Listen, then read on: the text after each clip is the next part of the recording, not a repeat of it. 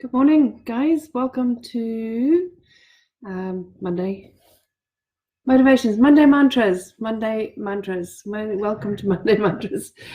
Okay, hope you had a good weekend. Yeah, just a couple of weeks to Christmas. It's all coming up now. We've only 9th of December. We've only got a few more days for this 2019 going into 2020. A lot of people are very excited about next year. So in the vein of addressing beliefs and looking at reframing our beliefs for this month in order to prepare ourselves for 2020, I want to focus on something that is done quite a lot, okay, with people. So the Monday Mantras is, I live my life, not my story. And the issue with this is that so many people, they start defining themselves by their story. And it defines them. And what then happens is whatever the meaning is that they apply to what that story is, starts forming, embedding, empowering, building on beliefs, a lot of which could be limiting beliefs. So, for example, your story might be that you're never lucky, right? That could be a story that you're running. Another story could be that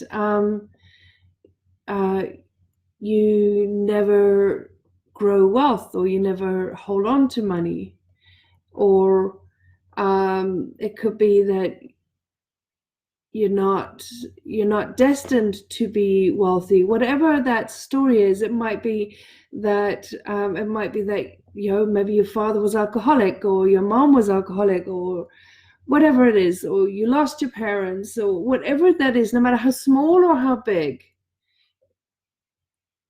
whatever the issue is that came up for you, whatever it is that you've experienced, don't let that define you. Okay, that's the important thing. Is it was an event.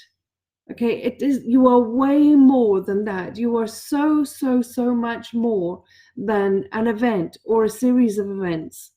And we fall victim so often to defining ourselves by that. So we box ourselves.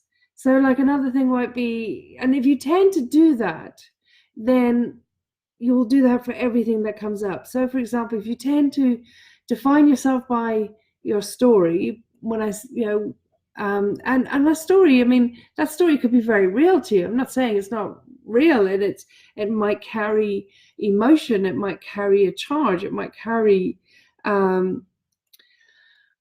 even carry some drama around it, some even trauma, okay?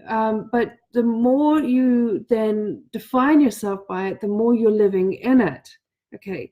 And then the more you're likely to continue to live whatever story comes up for you as you go through life. So for example, if you tend to do that and you're struggling with your trading, you're going to say you're a shit trader, or you never get it right, or you've been trying for years and just don't crack it, and you're sort of like living the story of being an unsuccessful or a failed or a failing trader, wealth builder, whatever it is, okay?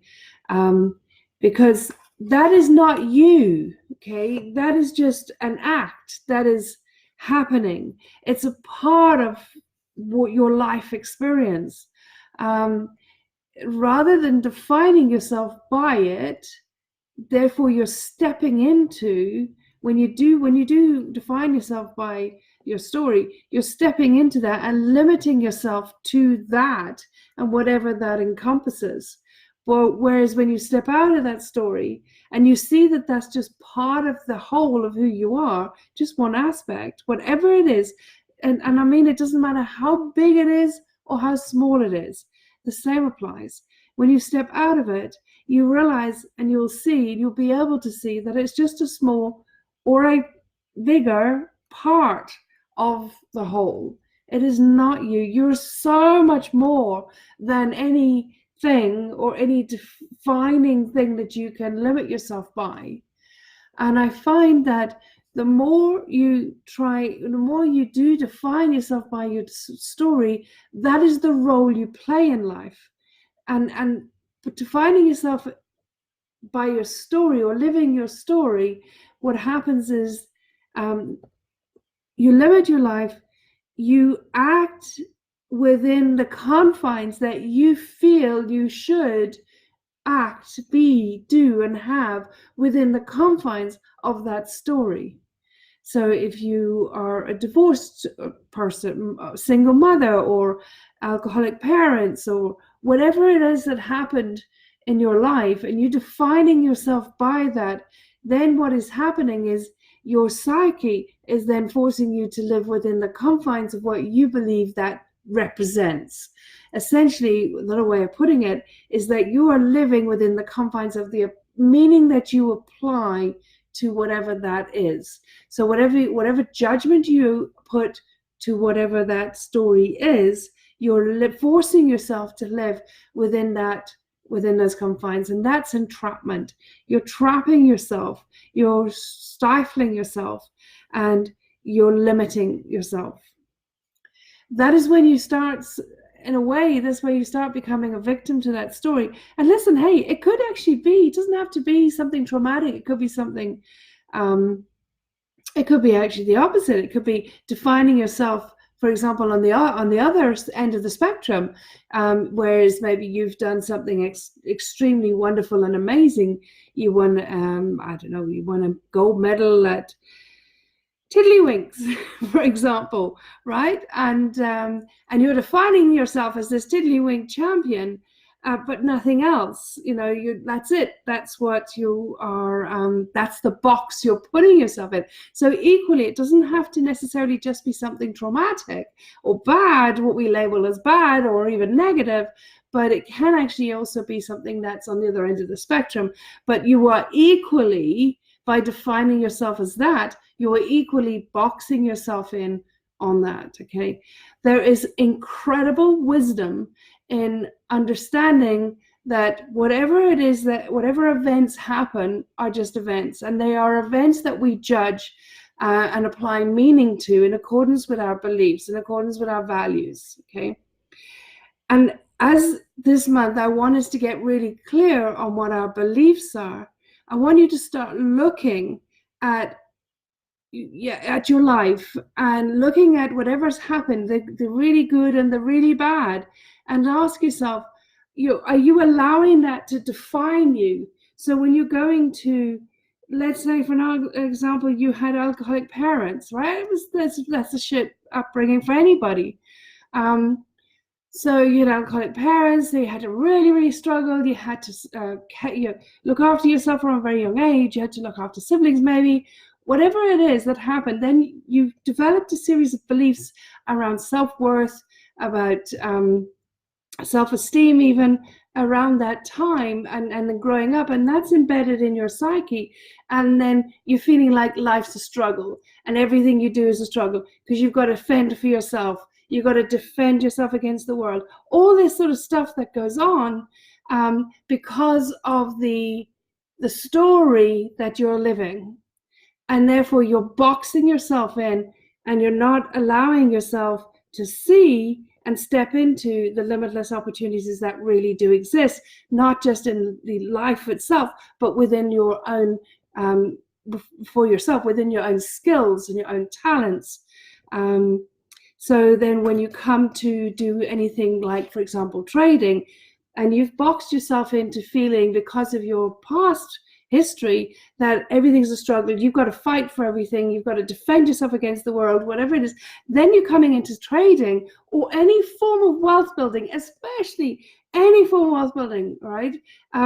You come into that world, you're feeling like you have to fight for it, okay? And then that fighting for it out of that almost puts you into a space of scarcity, a space of fear.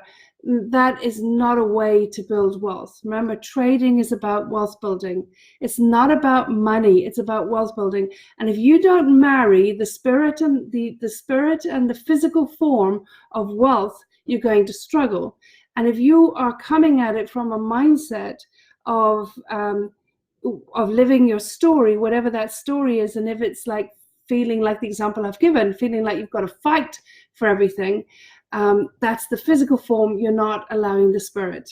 You're not allowing, the soul, the heart and spirit, the heart and soul of who you are, the limitless opportunities, the perfection of who you are, and all of that. You're locking all of that down, and you are limiting yourself to the story that you're running, boxing yourself in, and that is going to be impacting every area of your life.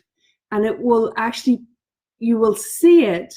In fact, you will see it so easy in your pursuit of wealth building. Because wealth building is nothing but the physical manifestation of spirit. It's a direct correlation to your self-worth.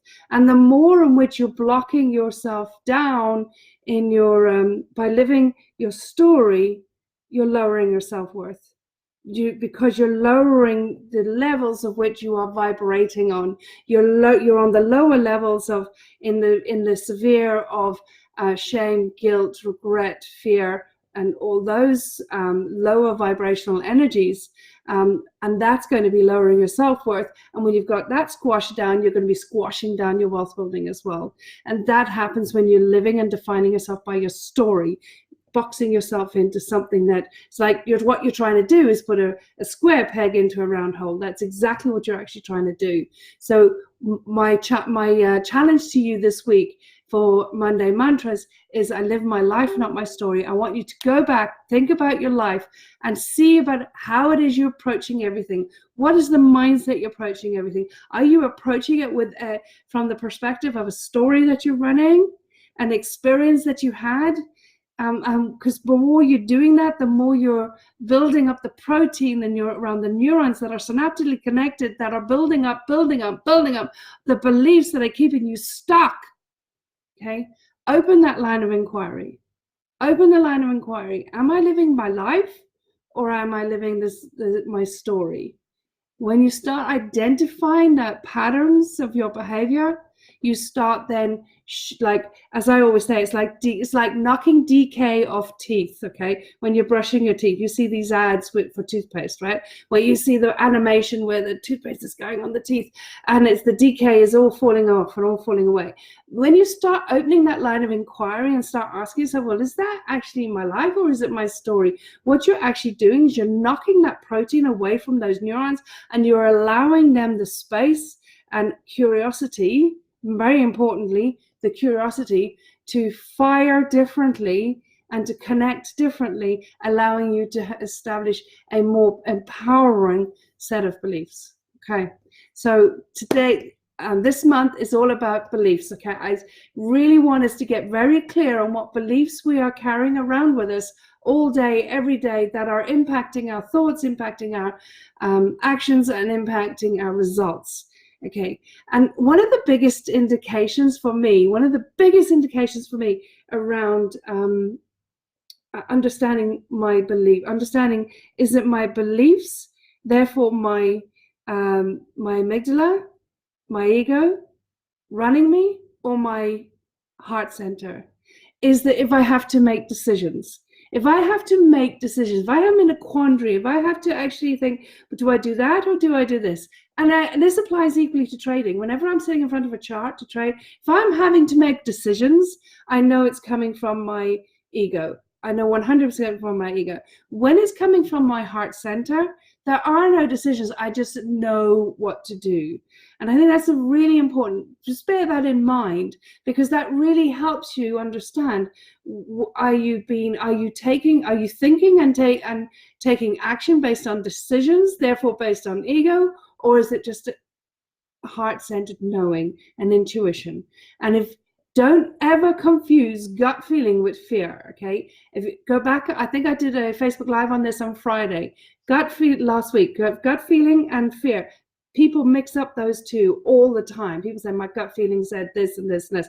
When in actual fact, 9 times out of 10, I would put it to you, is actually fear that's driving that, and not your genuine gut feeling. Okay, so this week, Monday Mantras, I live my story. I live my life, sorry. I live my life, not my story. Okay, Hi, Louise. How's it going? How's it going, my friend? Take care, and I shall chat to you again on Wednesday. Have a fab day, guys. Bye.